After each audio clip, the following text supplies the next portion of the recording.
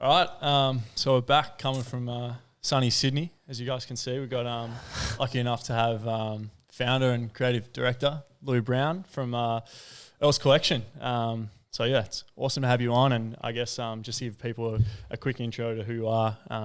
Obviously, NRL player in your past life, over 200 games. Washed up. Yeah, obviously a big part of your life. Spent 200 games in the NRL.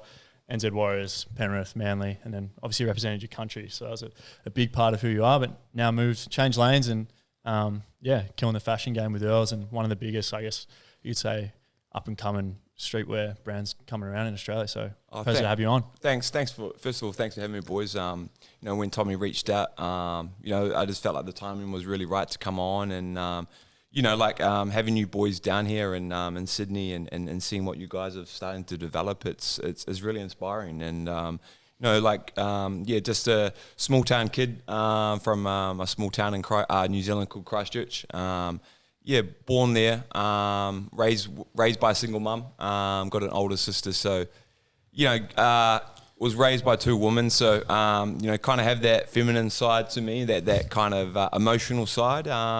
But yeah, just really happy to be here today, boys, and share a little bit about the background of my life and the journey of my NRL career, and then changing lanes and really flipping life on its head, and then starting Earls, and then also interested to see about how you boys have jumped into what you boys are doing, and what it's like to work as a team and to work alongside your mates. So once again, thank you for having me, and look forward to it.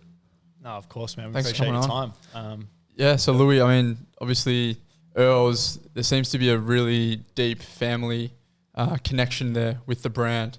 You've spoken about being extremely close with your mum and what she means to you. I'd love to maybe start with what is Earls, maybe the name, what does it stand for, and give us a little bit of background. Yeah, so it's quite a the name Earl is quite a deep thing.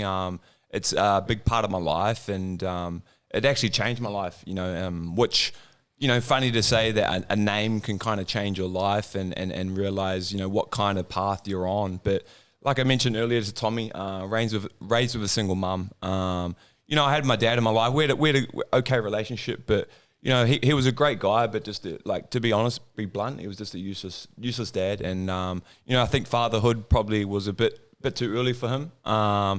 And kind of had a relationship with him throughout my younger years and stuff like that. But really held on to mum. She was my rock. And then I was fortunate enough to have my grandfather, my mum's dad, my koro, my pop. He stepped in and he really took the reins of showing me that male figure in life. And he was the one that introduced me to rugby league and stuff like that. And unfortunately, the last time I spoke to my dad was when I was 21, and this is how Earls kind of started. When I was 21, I came back for my 21st, and that was the last time we met up and actually spoke. And then, unfortunately, 6 years ago, so I'm 36 now. I think I was around about 31. I was actually over in the UK. We're playing Australia in the Four Nations final at Anfield at Liverpool, actually, and a great stadium, a lot of history behind it. And like I mentioned earlier, I got an older sister, and we just absolutely got pumped by an all-star team. Cameron Smith, Greg Inglis, Jonathan Thurston. Players that'll go down as some of the best to ever do it. And I thought she just wanted to speak to me about getting pumped, and I let the call go through to the keeper, to the voicemail, and she dialed back again, and I was like, that's a bit weird, so I picked up, and her words were basically not even hello, it was it's dad, and I was just like, what's happened? And basically said that he'd taken his own life. So here I was in Europe, UK. I was about to go travel Europe. Had to change my plans, and then we'd just lost the game, and I had to kind of deal with this kind of topic that I always thought, I guess I was going to speak. Have an adult conversation with him about, bygones be bygones, and my childhood, what his childhood looked like, and just try and find out a little bit more history about him, and And I never got to have that conversation with them. And so I made my way back to New Zealand for the funeral. And it was a bit of a crazy scenario. Like, you know, I've got a half brother. So my dad went on to have another child. And so he's my half brother. And I walked in and I hadn't seen him since I was like 6. So it was like, you know, walking in and seeing my twin. And, you know, like seeing aunties and my grandma, you know, who I didn't even know, like, but they were part of my blood. And, you know, as the day went on, kind of figured out that my dad, my granddad and great-grandfather had all taken their own lives to suicide. And the only thing that we share in common is the middle name Earl. And for me, I look back on it now. When I was a young kid, the name used to give me real bad energy. As a kid, I used to hate it. I used to really, really hate it. And like people would be like, "What's your middle name?" And I'd be like, "I don't have one."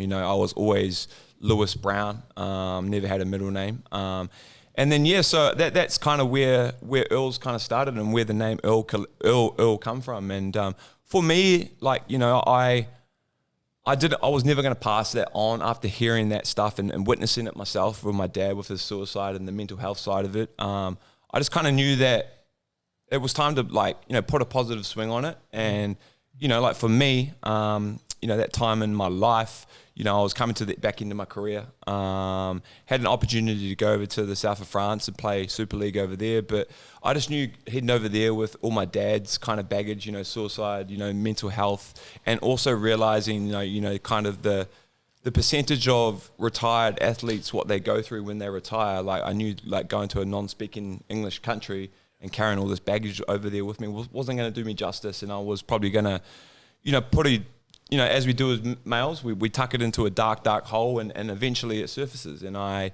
just thought to myself, you know, I need to basically address this topic now and do my best what I can with it now, as opposed to trying to hide it. And basically, when your dream becomes a job, which rugby league was starting to become for me, it was time to walk away. And, you know, I mentioned to you guys earlier that you know, to live a dream and break through that barrier of actually living the dream, like, you know, you can, when you break through it, you feel like you boys would know, like, you can break through it, and you know yourself, if you put hard work or anything into it, and you have a passion, and, you know, you can make anything work. You know, you'll go to any length in this world to do what you have to do to make your dream work. And I did it as a kid to play NRL, and that was my dream, and that's how I started Earls Collection. And I just basically, I think a lot of people are like, you know, the hardest thing to come up with a brand is a name and a meaning. And, like, you know, with us, like with Earls, it's got a super organic story, and it just happened naturally. And that's how the name Earl sort of came about. It's beautiful, amazing, man. Very deep.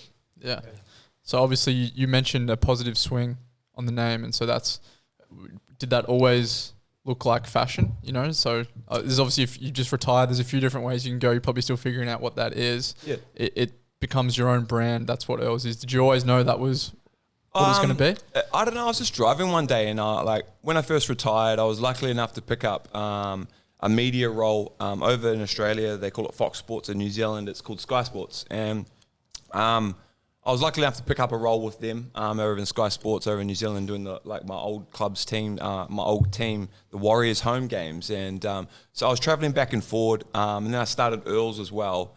And I just kind of thought to myself, bro, like, you know, like, I'm sick of spending all this money on these beautiful clothes from these brands that I don't really know much about, but I like their clothing. And I grew up loving, you know, sneakers, skateboarding, you know, basketball, the American culture, the way they did things. But, you know, like I said earlier, I come from a single mother background. Mum worked 3 jobs to keep on the power and feed us. So had to make do with what I got. And I just thought to myself, like, you know, like, why can't I go off and live another dream? I've lived one, like, and tap into something that I'd probably always been insecure about. And that's, you know, I left school in year 9 to come and play footy. So, you know, I've always sort of been not insecure, but, like, when you leave education, like, you're like, and then you become an adult and you become into the business world, you're like, geez, maybe that education might have helped with spelling and stuff like that. Right. But, you know, for me, like, I just, like, it was just like, fuck, like, oh, my language. I just wanted to throw myself in the deep end. And that's what I did with Earls. And, you know, I was just like, if someone else can do it, why can't I do it? And, you know, it was my passion. I spent all night on the internet, like internet shopping. And I was just like, let's just give it a crack. You know, I would rather fail at something I want to do than fail at something I don't want to do. And that's been my attitude since I started Earls. Love it. It's obviously been 4 years now. Earls has been running. It's been a hell of a journey by the sounds of it. We've spoken about a few stories. Let's take us back to the start. So obviously the shorts were a huge part of the beginning for you. Yep. Talk us through maybe the meaning behind the shorts and just the craze that they were. Yeah, it's crazy. Like you said, like, you know, 4 or 5 years ago, like I look back at my first collection, just go, like, what was I thinking? Like, do you know what I mean? But like, that was my inspiration at the start. Like, it was very loud. Like, you know, I had a lot of reference points back then, and that was like, you know, obviously Off-White here in Preston. At that time, were very, very loud. And I remember here in Preston had just come onto the scene, and, you know, their stuff was quite loud. And, you know, and like, I felt like that was the point of difference. Like, my eyes are always over in America and Europe. And I feel like in men's fashion in Australasia, like, I feel like America probably, like, in Europe are 2 years ahead of us, like, or maybe a year, like, you know what I mean? And I just kind of had a vision and, like, was like, well, man, like, I've always, like, throughout footy, you know, I'd always been, like, you know, the boys would always just give me stick for wearing cardigans and stuff like that and like what I dress. But then we'd go on tour and they'd be like, bro, can my girlfriend's just asked, can you take me shopping? She wants me to dress a little bit more like, you know what I mean? So, you know, so I was just like, you know, like, that were my reference points, those kind of brands. And then obviously we started with the shorts. They were kind of a hero piece, and they went crazy. To be honest with you, I never really expected it. The way that it took off. It wasn't for everybody. It wasn't, and the brand's still not everyone's cup of tea. And I understand that, you know, that's just the way the world works and the way that people look through the eyes and stuff like that. And, you know, but the shorts really, really took off, and, you know, we were pumping out a huge lot of volume, and then COVID hit. And, you know, there was so many uncertainties through COVID between, like, production, you know, like, you know, delays, can I even get into the country, you know, like, do my shorts have to be sprayed, like, for hygiene and all that kind of stuff, you know what I mean? So, and then during COVID, that just really took off. And at the same time though, bro, like, I really felt like there was money going to the bank account, but it wasn't fulfilling my creativity needs. Like I didn't want to hop down a rabbit hole of just being that brand for shorts, because eventually people are going to click onto it. You know, brands started doing them. Alibaba started doing them. We had to do a season assist, and people were like, oh, you have to. That's a compliment if Alibaba's like ripping off your shorts. You know what I mean? And I didn't really understand what they were talking about, and so I knew myself that I was sort of down this rabbit hole with this. Like, I was like starting to head down there, and I just wasn't. I knew I was more than. I knew I was capable of more of just design a pair of shorts. Yeah. You know what I mean? And so it's a pretty amazing, like, start to your brand though. Yeah. Like, you know what, you're 1-2 years in at this point. Yeah. And so we had this cash cow of this, like, this short. What are we talking, Lewi? Like, if you don't mind that. Like, on our best, like, some of our best days, bro, like, would move like 1,700 units in the space of 3 minutes, like, one colorway. Like, it was holy crazy. shit. It was crazy, bro. Like, it was pretty crazy. And you're selling these for like 120. Yeah, 125. Yeah, they're not cheap shorts. Yeah, so like, you know, Aussie as well. So like, you know, my Kiwi customers, they were having to pay 140. You know what I mean? And we hopped into a wholesaler over in New Zealand called Loaded New Zealand, and it's somewhere I shopped as a kid. And, you know, that's something I really hold close to my heart. And the brand is just really dialing back to like stuff that I did as a child. You know, whether it's like the collabs we've done over the years, like G-Shock and Euro, that stuff I wore as a kid, that stuff that, you know, in my family, like my grandfather, my pop, he's like my hero. And, you know, he wore a G-Shock, and I didn't even know what a Rolex was, but I just thought that G-Shock was the bee's knees, bro. Like, I was like, this is it, man. This is it. Like, that's a man's watch, you know what I mean? So to go full circle and actually like do a collab with them is pretty cool. And then getting back to Loaded, like, they were like, oh, can we order some of these shorts? And so they ordered like 12 pairs, and they went like, as soon as they put them online, or the people just came in and just got them. Yeah. And they had basically said to me, like, basically, we've never seen like something move like so a silhouette or like a piece of clothing move this fast in winter. Like, it was a short that was actually moving in winter. And then we did different colors, and then it became a bit of a collector's item. People would collect them. And then for me, like I said, like I was just really like, COVID was about trying to like move product. You know, we didn't know what we could do. We didn't know what the future looked like. Yeah. So at that time, when you're selling product and, you know, this one product just moving like that, it becomes a bit like hypnotizing. You think, oh, I'm doing we're killing it. But realistically, like, what were we wearing what were people wearing at home during COVID? They were wearing like basically fleece stuff and comfy stuff. They weren't really wearing shirts, and you know, so we couldn't really evolve through COVID. And probably at the start of the collection, our first collection, we were probably a little bit before our time. Like, you know, we were wearing like business shirts and like Mandarin collared oversized like shirts with like basketball shorts. But people were like looking at us like, why are you wearing that? But now, like, you'll see that in summer this, like coming in summer 23 in America, you'll see, you know, people start wearing more business shirts with like basketball shorts, you know what I mean? Yeah. So I look back on it and think, you know, like we have evolved, but, you know, at that time, you know, shorts were like just easy to move. And, you know, as someone that comes from a background of no creativity and hasn't, you know, finished school in year 9, like I said, the insecurities about that, didn't know how to use Photoshop, didn't know how to use Illustrator. So I was just like, I'm doing something right here. Like, I know how to color in these shorts. Let's just keep going with them. But once again, I wasn't fulfilling my creativity needs and where I want to take the brand. Like, you know, I have aspirations to be like, you know, Kith and like, you know, Jerry Lorenzo and, you know, people like John Elliott. Like, you know, like I have aspirations like I did as a kid with rugby league. Like, you know, I wanted to be like Stacey Jones, Alan Langer, you know, I'm trying to find some Melbourne players that I like voice. You know, Cam Smith, you know, because because as a kid, I inspired to be like those players, and I eventually got to play with one of them, Stacey Jones, who was one of my favorite players. So if you put it in the atmosphere, you can really and like you just never know when it's going to happen. And but we did a 14-piece collection, my first collection. Wow. Pretty crazy, super loud. That's I think Tommy actually got a few pieces. Yeah. And like, bro, like the t-shirts come back 10 centimeters too long. It was all over. Like, we shot like the campaign up in China. We shot like the flat lays and like, you know, the e-commerce in my garage under like, you know, so like super humbling stuff. But like, it was just cool to get the first one off the rank, first cab off the rank, and then we were just like, we'll see where it takes us from here. Yeah. On that, Lewi, like, I just want to really make that clear for the listener how crazy it is what you did, because you've got this cash cow, this champion product. You're moving, you know, thousands of units in a night. Like, to pivot from that, especially as a small business in COVID, and just to go, my vision's bigger than this. And like, you go into a business and sometimes you get the dollar sign goggles on, you know, you're like, shit, we're making money, let's stick within this. But man, I've got to give you your flowers on that to see. I know you're in this for the long term, and I take you very seriously when you say, you know, you want to be the next Kith, because not many people would pivot on something that's making them hundreds of thousands of dollars.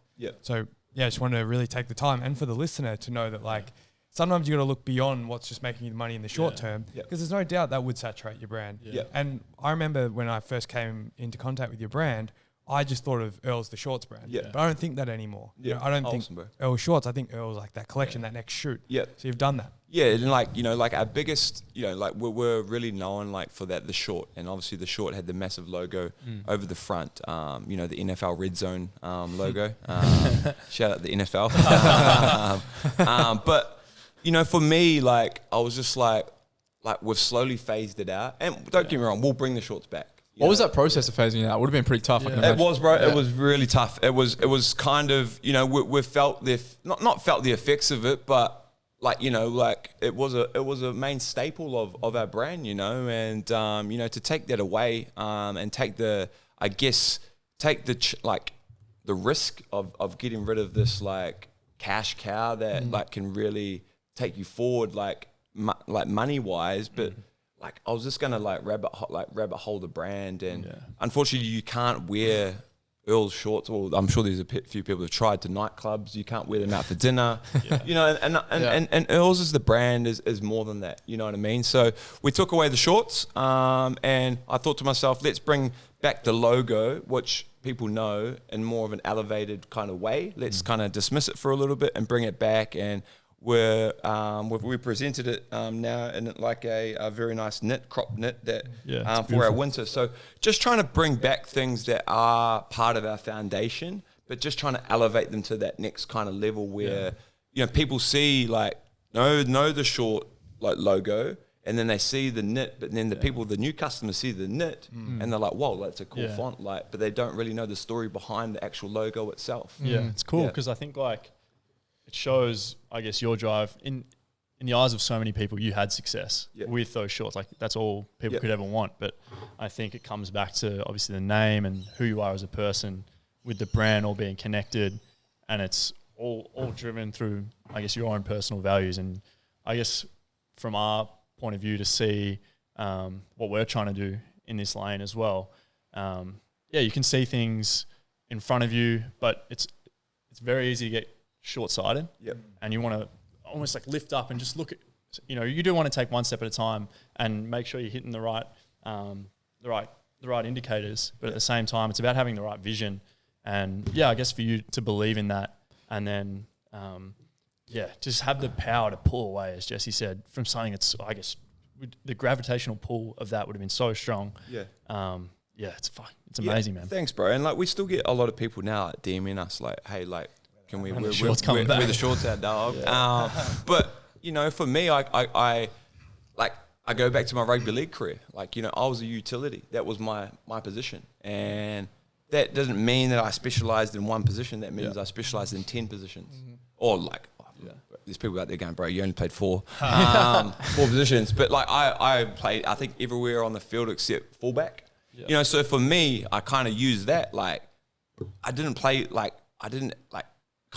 take a lot of parallels from sport and I've implemented them into Earls because that's what I know, sport, you know what I mean? And it's like I'm learning this game that we're in at the moment, this fashion game or streetwear game. And, I was just like, I'm more than just a pair of shorts. And don't get me wrong, it was super hard to, take it away. But at the end of the day, like longevity is how you get respect in this game. And longevity is, that's why, Amy Leon Dior and, Ronnie and that have been around for years because they're just mastered and they continue to evolve. They continue to set the trends. And, one day I'd love to set the trends. One day I'd love to sit back and hear a young kid come on the podcast and go, you know what, Australia and New Zealand, they're setting the trends now. Like they're not so far behind.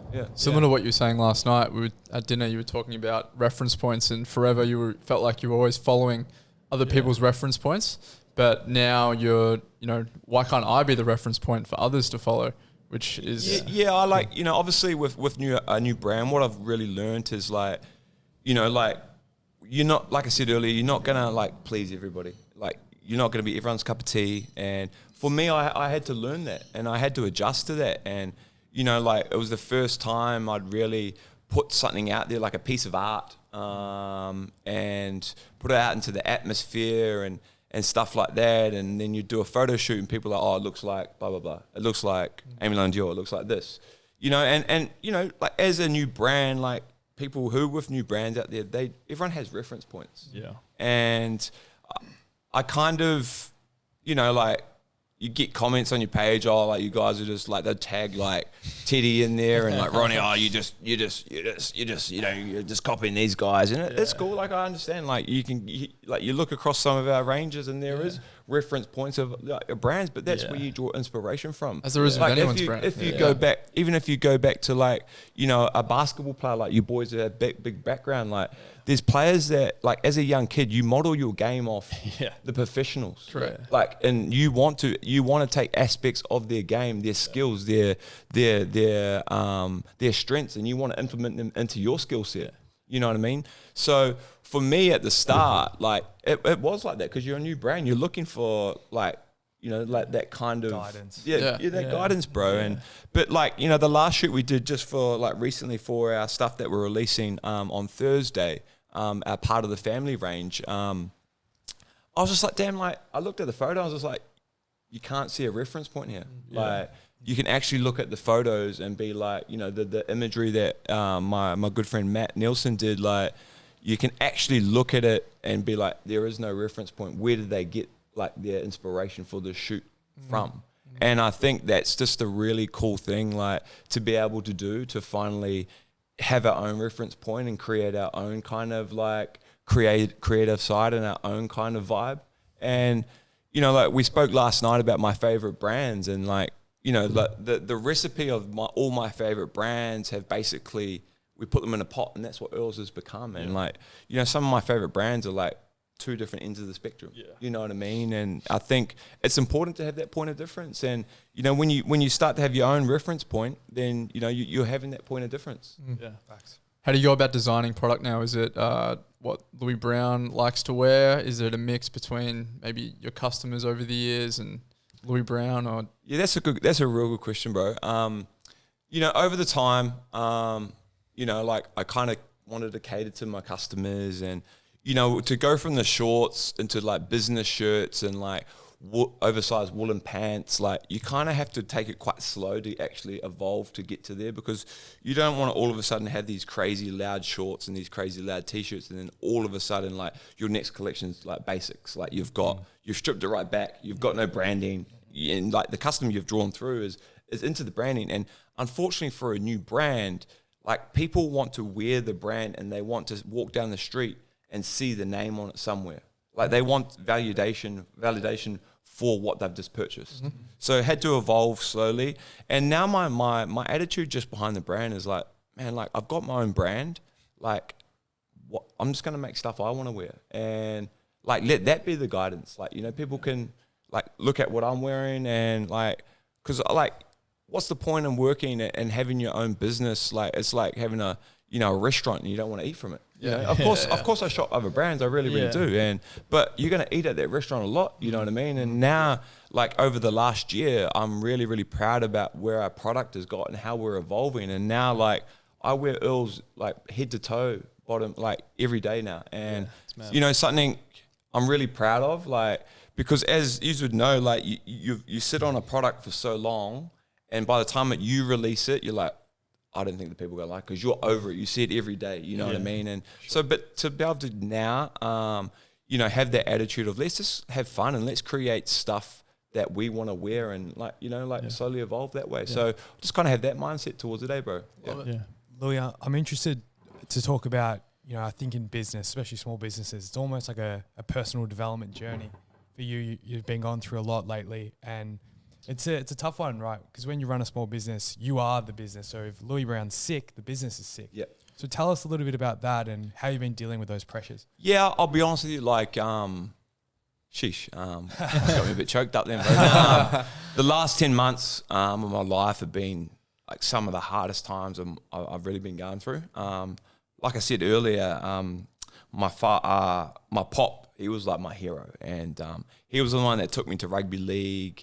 He was the one I'd sit there and watch State of Origin with, you know. And unfortunately, last year in May, I lost him, and I didn't get to see him for two and a half years. So when I went back, like this hero that I had in my mind, and I knew who he was, like he was so frail and old. He was 92, and super grateful that he had like a great innings. You know what I mean? And we're very thankful as a family that, you know, we had him around for so long, because unfortunately, like to get to 90 these days, it's really hard, you know. And, you know, his sisters and brothers all passed away in their 70s. So we're super lucky. So that was like the kind of the beginning of a real tough time for myself. And then, so went back for my pop's funeral and his service, He's a very humble dude. So we didn't have we had something really kind of personal for him. Just had family around the house, and we cremated him and had him there and stuff like that. And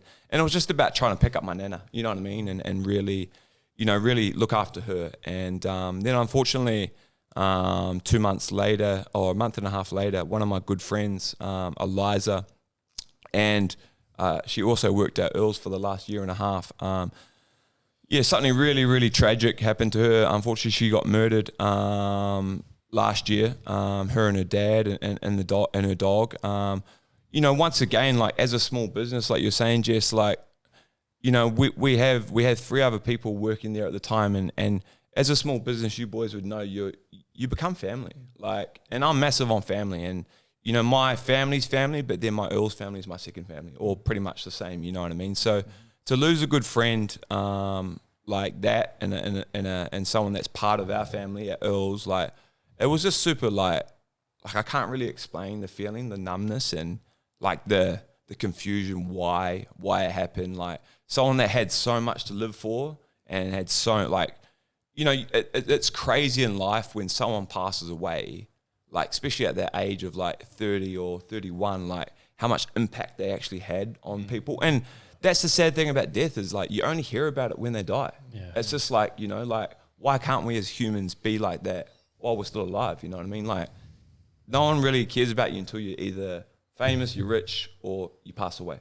Yep. Yeah. And like we need to change that as humans. You like you said, you gave me flowers before, bro, and that's I really respect that. And you know, and then recently, you know, went through a breakup as we do as men. And yeah, first time I had my heart broken, and that was tough. But at the same time, bro, like I've really thrown myself into Earls, and really just kind of like worked hard. Like I know that I come from a background of like mental health from my dad's side, and you know, when it rains, it pours. And I'm fortunate enough to have a good friend and my mate Drew, who put me onto this great therapist named Steph. And I've been working with her real closely for probably the last 6 months. And she's really turned my life around and helped me kind of turn a corner and feel comfortable being on my own 2 feet again, which is really nice, bro. Like and to see growth, like, you know, when you have a breakup or like a lot of trauma in your life, and like you kind of look for answers,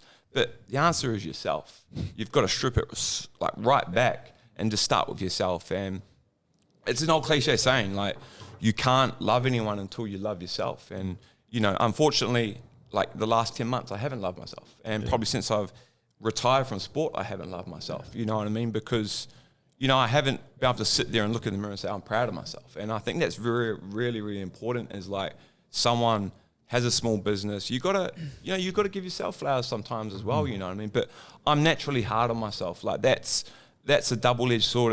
It's you know, you become hard on yourself and you set the bar high, and so that's what drives you. You know what I mean? So, you know, going through, like I said, like you said, Jess, like going through it, like going through a tough time, but I'd like to think I've turned a corner now, and you know, I'm a massive advocate for men speaking out, women speaking out. Like I think therapy's so underrated, and like people think, like, get this stigma of like, you know, they're going to go to therapy that, you know, they're depressed or they have anxiety, but there's nothing wrong with being depressed or having anxiety. Like there really isn't. It's just like, you know, like it's in the brain, and like, you know, I've had many a sprained ankle or broken ankle. There's no difference between breaking your ankle It's human and emotion. having mental health on your brain, you know, or you know what I mean? You're going through this stuff in your brain. And I'm just super lucky that I've, you know, connected with my therapist and have like started to implement steps in place to make me a better human and fill my cup more. And that's what the rest of 2023 is going to be about, is just filling my own cup. Yeah, it's beautiful, man. I think, for so many people, they would look at you and see from the outside this amazing success and think, I think that's obviously with social media, we see a lot of people online and we think like they've got it all figured out. They're not going to feel or experience normal human emotions. And obviously the things you've dealt with, and I think it's really exciting, like some of the stuff you've spoken to us about, it's going to come to light through some of your work coming out, which is amazing. And one of the things I think I just picked up on in this chat now, which I think is really cool, when we're speaking with you and you mentioned Earls, you say we at Earls, and obviously as a small business, you've built out a team. Maybe touch on that and what that's like to build out a team. How do you go about it? Who was your first hire and stuff like that? It's pretty funny you say that, because like I have a young guy, my sidekick basically, his name's Lockie, and he always texts me on launch day, I hope your launch goes well. And I told him off the other day, I was like, bro, it's our launch. Like, you're just as much, you're much part of this as I am. Like, we're fortunate enough, like all of us here, we come from a background of team sport. And, you know, like, I take it back to sport when I played NRL. Like, my most successful teams that made finals and we won Four Nations or World Cups or made NRL grand finals, we had superstars, but we weren't a team full of superstars. What we did have was the best culture.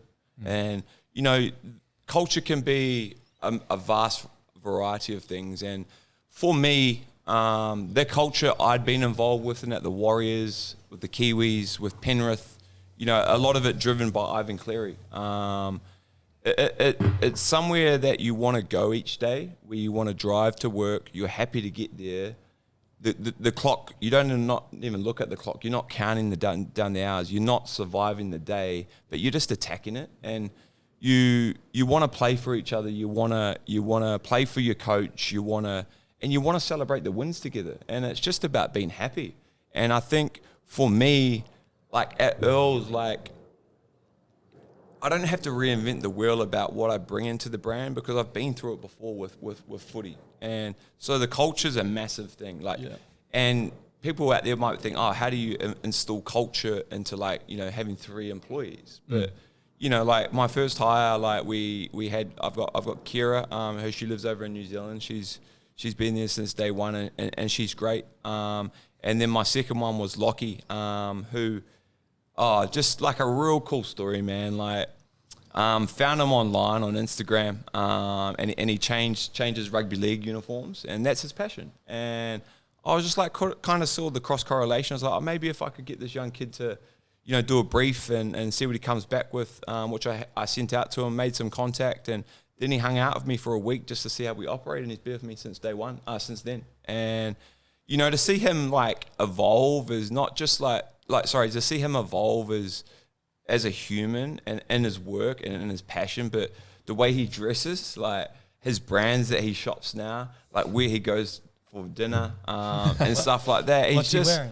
Oh, bro, he surprises me, man. Like, I couldn't tell you what he was wearing the first day he rocked up to my house. But, you know, the man's like, you know, he shops like MF Pen now. He's got Vinnie's loafers. Like, you know, the man's into Bode. Like, you know, he just loves everything, and he's always showing me these new brands. And I'm just like, man, we're like, where did you find this stuff? Like, I feel like his passion has overtaken mine, like with the brand. And like, it's just cool to be able to, you know, like have someone as part of my team that I can trust. I think in this game, you'd all know, like, there's a lot of snakes in the grass, and there's a lot of people that want to see you fail and want to see you fall over. But to know that I have those two in my corner, I class myself as a lucky man, and Earls is a lucky brand to have those two in my corner each day. What are some of those characteristics or traits that you look for in people when you are hiring?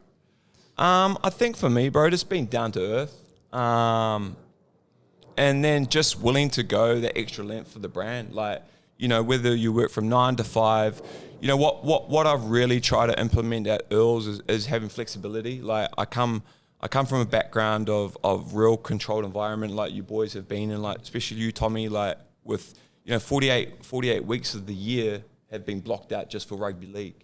So when I retired, I wanted to be the master of my own destiny. Like, you know, I wanted to control my own life. And, you know, so we work 3 days a week out of Throwback. Shout out to Mike up there. He's one of my good mates, and very lucky to have him too. He's given us a creative space to work out of. And then I work 2 days from home, because at the end of the day, that's what I want to do. And I'm fortunate enough to be my own boss, and I want my workers to be free. I want my workers to be able to do things during the day, because I have that much trust in them. I know they'll get their work done. So I don't need to micromanage them or kind of, you know, like, I'm still learning as I'm going as well. I'm learning how to like manage a team. I'm learning how to like, you know, set us in the right direction. I'm learning to be the leader a bit more. So just like experience, but also just people that are like are passionate, you know what I mean? And then, like, to be honest with you, bro, like probably the biggest thing I look for is just good people. Like, you know, if you surround yourself with good people, like, you can't go wrong. Like, you know what I mean? And someone being a good person, it's contagious, man. Like, it really, the energy is contagious. And like I said before, very, very lucky to have, you know, Kira and Lockie in my corner. Yeah. You're looking to get to New York soon? Yeah. Looking at heading across at the end of the month. Going to get across there, and I've never actually been. And you know, for me, I'm at this point in life where I'm like, I've got nothing really holding me back. I spoke about flexibility just before in the brand and how I want my workers to be, and like, you know, like, I want to go there and feel it out. I'll go to LA as well, but you know, my goal is to is to eventually move to New York this year sometime. You know, what's the worst that can happen? I don't like it. It doesn't work. I can move back here. Like, it's like we can, like, I'm a massive, like, a lot of people out there, like, I'm not sure if they know David Goggins, but he's pretty intense. But I'm not sure what it's word for word, but like, he has this saying that's just like, take the next step. Like, just take the next step. And for me, that's a massive thing for me. Like, it's, you know, waking up in the morning, if you have anxiety, just take the next step to see where it takes you. You don't know what's around the corner, and like, what's the worst if I move there? I could fail, like, and I don't like it. Or what's the best that can happen? I can live there for the rest of my life and take Earls over there, because I feel like we're ready to go there now. I'm really proud of the product where we're at now. I feel like we're evolving, and it's just time to hit the American market. And I haven't been on a holiday in 5 years, which is a long, long time. And I just want to get over there first. I've planned out to do a 2 to 3 week trip. There's I booked in the Drake and 21 Savage concert, which, you know, I haven't been to a concert in years. And then, yeah, if the holiday goes well, then yeah, I've every intention about maybe relocating there and just seeing what happens. Like once again, I go back to wanting to be the master of my own destiny. I can be the master of my own destiny now. So yeah, hopefully, bro. Hopefully, see what happens. Wow, It's amazing. pretty amazing feeling that. Just like, And I also just think for my self growth as a human too. Like I've got nothing here holding me. Like, Earls is flexible. Just go and do it. Like I'll get some growth out of it. You know, and I'm on that path at the moment of I'm really into growth, like my own personal growth. And I don't know, like I talked about that bad, like 10 months I've gone through. I felt like looking at myself as an egg, and it's just been dropped, and I've just been opened. And like retirement, you know, trauma of my dad, like dealing with that, my grandfather losing Eliza, having your own business is stressful, and then going through a breakup, like, you know, it's tough, man. Like, it really is. But like, I'm a massive believer in that. You put on the path that you put on is you're not put on that path because you can't walk it. You're able to walk it, and you never put on a path that you can't survive or you can't walk. And, you know, currently I'm on a path that, you know, that 10 months was pretty dark. It was dark. You know, there was dark times, and there was days I didn't want to get out of bed. I was crying all day, bringing up my mum, hungover. I spoke about that last night. And I don't drink, you know. So, you know, for me, just like I'm a massive advocate at the moment for just like, you know, like just self-growth. Yeah. You know, and like we spoke about it before coming like on live on the podcast about the journaling. I've started to do that. Like I go back to when I was a kid, I was insecure about spelling, but like, who sees my spelling apart from me? You know what I mean? And it's just getting past those kind of like zones in your own brain. And I have a dream of mine, and that's, you know, obviously Earls, but my next dream is to control my own, like learn to control my own mind and my own brain. And we all know how hard that is. And you know, like, I know it's going to be a long road, but also, you know, I've got to be patient, and, you know, just about attacking the days now as opposed to surviving them. You know, the last 10 months I've probably been surviving the days, but now I'm attacking them, and I want to get something out of each day, you know what I mean? And if it's as small as doing an 8K run and seeing Jesse lap you twice this morning at Centennial Park, that's so be it, bro. That's a win. That's a win for me, you know what I mean? So, yeah, that's kind of like where I'm at the moment with life, yeah. I just want to jump into the failure part again, because it's funny, after what you said about the growth journey you're on, it sounds like the real failure would be not going to New York. You know what I mean? Like, forget what happens when you're there. Yeah. It's like, do you know what I mean? Because like, sometimes it's how we phrase things in our head. Yeah, it's just ironic to me that, like, it sounds like the only way you could fail is if you don't take that. Exactly, bro. And I'm a massive believer in like gut instinct. Like, I've always been like that. I don't, whether it's the energy I feel in my heart or my gut, like, there's nothing holding me back anymore. And like there wasn't like anything holding me back. But like, for now, like you said, bro, like, all I've got to do is hop on a plane and go and like figure out the logistical side of it. And, you know, I moved here as a 17-year-old kid from Christchurch to Sydney. I figured that out. So as a 36-year-old male moving in my late 30s, like, I'm sure I can figure out the logistics to moving to New York, you know what I mean? And, you know, whether that's just for 6 months, you know, like, whether that's just for inspiration. I've never been there, but I can tell I already love it. You know what I mean? Sure. And you know, like you're so right. What you said, bro. Like it would be a failure if I didn't, you know, dip the toe and take the leap. Yeah. Something that stands out to me, Lewi, just from spending the last 24 hours with you, is how much you want everyone else to win and really raise everyone up. And I think that's beautiful, and you can see that through your energy and your aura. I'm sure you would be a role model for so many young, you know, kids aspiring to do big things, and whether that's sport or fashion, from, you know, not only New Zealand but Australia now. What are you telling these kids when, you know, they send you that DM or ask for advice? Just be yourself, man. Like, you know, like I think,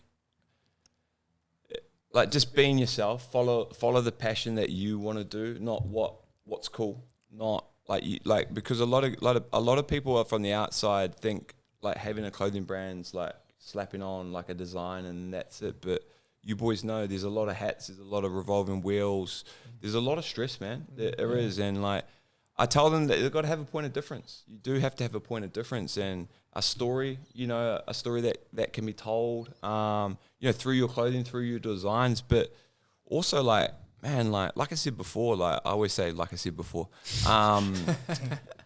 like don't be scared to fail at something you want to do, as opposed to like failing at something you don't want to do. Like, and I mean, like, you know, you can go and work construction, you can go and work, you know, like building, and like you might not like that, but you can still fail at it, and you might not be good at it. But you've just wasted 2 years of thinking about a dream and like being too scared to take that leap for it. So just go and do it. Like find a way. Like if you're really, really passionate about it, you will find a way. And that, like, I give kudos to you boys. Like you've just started up color, and it's awesome, man. The quality of it's so good. Thank you very much last night for giving me my pieces. And you know, like I've got to give kudos to you boys, because you've taken the hardest part is actually taking the leap and actually putting yourself out there and saying, I'm going to do this. This is us now. This is what we're going to do. This is our path. This is our destiny.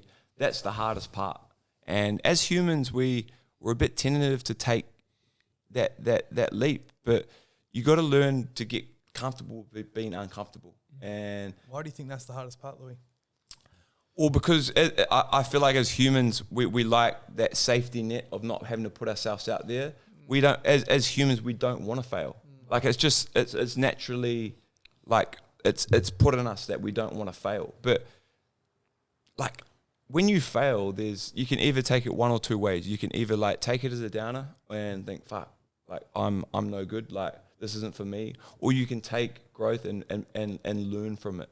And I've made many a mistake. And, you know, like, you know, whether it's in human life, whether that's in rugby league, whether that's in sport, in Earls, but I'm still standing today, like on my own 2 feet. And, you know, at the end of the day, like, you just need to take that leap, because it's the most important part. And then once you've taken that leap and you've done what you've done, the rest will follow, because you know within yourself what you're capable of.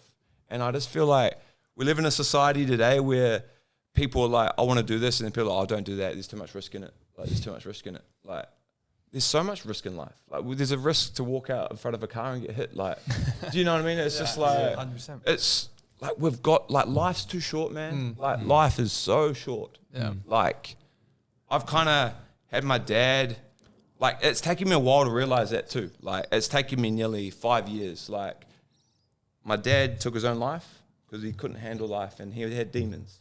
And then I had a good friend that had so much life to give and got murdered. So two different ends of the spectrum, but this shows you how life is so short. Like, you know what I mean? So, you know, we want to live this life of like, you know, like, I guess, live a good life. Do the best you can in it. Get out of it what you want. And it doesn't matter what other people think. Like, I've heard it all before. Like, when I was a kid, you'd never play NRL. My teachers would pull me aside, like, you need to start focusing on studying, like, because you're not going to make the NRL. You know, and this is at a school where you get sent to, and like your parents expect them to believe in you. You know what I mean? And, you know, I just laughed at them and said, okay, cool, like, no worries. And then, you know, 10 years later, they invite me back to be a guest speaker, and those teachers and the principal in the room. And I told the kids what they said. I'm going to shy away from that. You know, and it's just so credit to some of them. They apologized to me. You know what I mean? And you just got to take the leap, man. Like life's just way too short to just sit there and survive. And don't into fashion as well when you went to Earls. Yeah, I heard the same thing. I like this footy player's got no idea. Like, you know, and to be honest, I didn't have an idea. Like, I'm not going to sit here and pretend I had, you know, these big plans and stuff like that. But life's funny. It takes you, when you finally jump at it, like, you know, and like the last 10 months, man, like I said before, there it goes again. I've just been surviving, and it's time for me to attack these days now. You know what I mean? And we need to attack life. We do, especially when we start getting into our early 20s. There's so much opportunities for young kids these days. Like I grew up without cell phones. I grew up when there's no internet. There's just so much opportunity and so much like success that you can have if you're just willing to take that leap. Yeah, it's a much bigger world these days. It is. What are some of those leaps that you hope to make with Earls? You know, moving forward, give us a bit of a sneak peek into maybe what's coming up. Yeah, I think for me, bro, like it kind of goes. My biggest leap goes back to when I was 17, and that was my dream as a kid was to play NRL. And I left home. I was a massive mummy's boy. I used to cry for my mum up to like I was like 12, 13, and worked out with my therapist that I have like abandonment issues, like parent abandonment issues, because there'd be days I'd wait at the letterbox for my dad and he wouldn't show up. And I was just like, you know, you carry that childhood through. But my biggest leap was getting an opportunity to come to the Roosters at the age of 17, being a massive mummy's boy, and hopping on that plane and taking that leap as a boy to walk out of that family home and spread my wings and kind of, you know, really, you know, like do something that I'd never done before. Got uncomfortable. And don't get me wrong, there was many a time I cried over the phone and wanted to come home, but so glad I stuck at it because it's really made me the person I am today. Getting back to what you're saying about Earls, bro, like we've got some really, really cool things coming up. You know, wanting to evolve a lot more. And just like for me, it's like just getting outside my comfort zone where I wouldn't usually go with the brand and stuff like that. So we've got some cool collabs coming up. We've got one coming up in October with a brand, athletic brand over in Copenhagen, Denmark.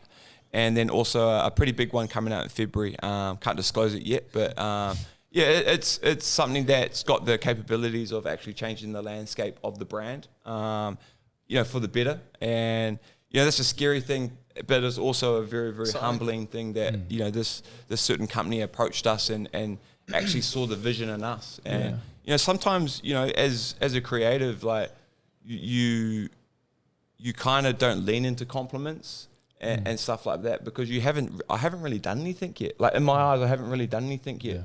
And so to have these people, you know, this global company reach out and wanting to team up with a small brand from down New Zealand / Australia, it's coming out in February. It has the capabilities to really change the landscape of our business and also just change the landscape of, you know, what Earls looks like, you know, on the scale of streetwear and fashion.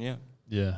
No, it's a credit to you, man. You've built something really exciting, and I think like when I know personally when I go into the locker room on a Monday or Tuesday morning, whatever it be, you can always count there's a few Earls garments flying around, a few boys getting around it, which is awesome to see. And I think, you know, it speaks to that. You know, you've got global brands who are wanting to collaborate with you, and what you've done is you've created a brand that people want to be a part of, whether that's an organisation or it's just a guy walking down the street. And I think it comes back to you saying like, before when, you know, people are buying an item because they want to be proud to wear it and they want to have, I guess, that notoriety. And you've built something that's just super exciting and been a huge source of inspiration for us. I've been following your journey for a long time, and I guess one that hits close to home for me, you know, former athlete yourself, and to see someone switch lanes and just be open and honest about, like, it's not easy. No, it's not. And I think that's, as you talk about with athletes, and it is like that dark thing that looms over your head. It's like, how's it all going to go? And I think for me, it's actually really nice to hear someone say, I've chased a dream with playing footy, and then I've chased a dream with something else, and it's okay to, you know, understand that it's not all going to be smooth sailing, and that's almost the beauty in it. And yeah, for you, it sounds like a massive Well, discovery. it just kind of like, it's all part of the journey, Tommy. And like, you know, it's like we wouldn't be ourselves without bumps and bruises as humans. And your path wouldn't be the same without mistakes and failures. Like, you know what I mean? It's all, go back to that word, growth. It's all part of the journey, the part of the path. And, you know, like I used to sit when I was a footy player, my biggest thing that would keep me up at night was when I retire, when I retire, whatever I land and do, if I'm not as passionate about it as rugby league, it's always going to feel like work to me. And that was my thing that kept me up at night. And, you know, like I spoke to you last night about it, like in the sports industry, like I'm still learning about my own identity now, who Lewi Brown is outside of rugby league. Because as a 4-year-old or a 5 or 6-year-old, I set a dream on a piece of paper. I want to play NRL. And ever since that day, every single day up until when I retired, I did everything I could to become that NRL player. And I broke through it. I've come out the other side. I lived the dream. And for me, it's about trying to find, like, I know who I am, but it's quite exciting too, discovering taking rugby league out of my life. Like, but getting back to the retirement part, like, it's really, really hard, man. Like, I'll be honest with you, like, it's something I've been tentative to dive into, but my therapy's really, really helped me. Like, it's, you know, there's an identity crisis. You know, you're like, damn, like I've earned this money, like I'm gonna what do they call it, like an indisposable income, or you know, like it's, you know, you're earning good coin and then it's Taken gone. away. Yep. And then, you know, the language and vocabulary they speak in sport, like over like spending 16 years professionally in it, it becomes embedded in you. So like when you become 30 or 29 or over the hill at 30, they're like start speaking about retirement, and it's just like, damn, like you can't help but treat that like everyday life, because that is your life, that sport, and you're in that environment 24/7. You know what I mean? Like you're classed as a vet, like when you're like 30, 33, like, you know what I mean? So I popped out of league and I was just like, damn, like I'm old. Like, what do I do now? But people are like, bro, you're not old, man. Like you're still a spring chicken. But it's about like trying to break away from those surroundings that you've been in for so long, and also trying to unlock these new skills about how do I change my mindset, because the lane I'm in now, like some of the biggest like designers in the world, like Ralph Simmons and like Rick Owens, they like didn't like peak until they're like 40. Like look at like Amy Leon Dior, like Teddy's like, I'm not too sure how old he is, but like, you know, they've just like started really popping off in the last five. It's a long game, man. And you know what I mean? Like a lot of people might not find their creative side until they're older. You know what I mean? Like, you know, like I never thought I was even creative. And then, you know, I still don't. But that's just me being hard on myself. So it's just like, I'm going on this journey now about trying to but like, what else can I do? Like for me, when you finish sport, you're like, that's going to be my biggest career. Like rugby league was my biggest career. Like I'll genuinely sit there and say that. But now my mindset is not like, I want to be known more for having Earls than I did was for my career. And a lot of people like be out there be like, oh bro, you've already done that. You know, you played like bugger all games. You know, that's what people are like, you know what I mean? But why can't my Earls path be bigger than outweigh my rugby league career? Exactly. Like Lewi Brown, the rugby league player that has a brand, or Lewi Brown that has Earls that used to play sport. You know, you can control your own narrative, and you know, that's just part of my healing process at the moment, like what I've been through. And it's just about flipping your mindset and like, just like, man, just believing in yourself, eh? Lewi, the whole reason we started this podcast was to have brand owners like yourself tell their stories, and the way you've come on today and be so vulnerable, truthful, honest. I've had hair stand up on the back of my neck through most of this chat, mate. So I just really want to thank you, and for the young kids out there listening, like you've hidden nothing, you've told exactly how it is, and that's so invaluable, you know, because as Tom said earlier, on social media they see, you know, the big rig, the big flashy smile of yours, and you know, all that comes with that, and it's easy to think that, oh, well, I didn't play NRL and have all these connections, whatever. But you've told it how it really is, Yeah. and I thank you for that. No, I thank you too, bro. I didn't get a chance to say, but I watched your, your story you put up, your reel you put up on your Instagram with what's going on with your dad, and man, it's cool to see someone else be vulnerable, bro, and let other people into like social media is such like a beautiful thing, but it's such like a dark thing as well, and things are hidden very well. So to see someone like yourself as well, bro, be vulnerable and speak about family life, about the struggles and the things that you're going through at home, credit to you too, bro. Like it, bro, to be honest with you, I was driving here and I was listening and watching and like, bro, I had tears in my eyes, man. Like it's special, bro. And like, to see your dad's artwork, like shout out to him, man, because like, when I have kids, that's what I'm going to call my child's going to be called Charlie Brown. Yeah. I've always wanted to have a little girl and call her Charlie Brown. So shout out to Dad, bro. Like, and like to see you there with him, like listening to music, like for me, that's what I used to do with my granddad. Was like would listen to this guy called Dwight Yoakam, who's like a country and western singer, and that was what we did. And just to see you like that, bro, it's kudos to you too. Thank you, man. I got no words, but yeah, the love's very real. Thank you, Lewi. Appreciate you coming on, man. It's been an amazing chat, and we'll have to stop by Sydney going forward to catch up. And when you're in Melbourne, let us know. And yeah, for sure, bro. And like I said to you earlier, bro, like boys, like super proud of what you're doing. Like at the end of the day, we live in this like Australasia. We live in these two countries where tall poppy syndrome's too big, man. Like we're two small countries that we can have so much impact on this world. And unfortunately, we live in this world where like in these two countries where we build some people up, and then as soon as they do something good, we just want to rip them back down. And I see the same things in sport as I do in the fashion industry, like or the streetwear industry, and I just feel like we kind of all need to come together and like help each other out more, man. Like we're on our own clock. We're not in a race with anyone. We're in a race with ourselves. And take that as slow as you want, take that as fast as you want, but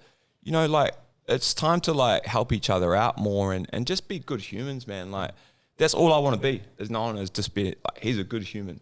And it's hard to come across good humans these days, but it's just cool to see what you boys are doing and creating content like this, and like you've made me feel so comfortable today to be vulnerable. And like as a male, we know ourselves that you need to feel comfortable to feel vulnerable. And there's some raw moments today, and I really felt it. Like I felt like there's times I was going to like break down in tears, but it's all part of it, eh? So thank you, boys, for really having me. I've really enjoyed the last hour of chat for sure.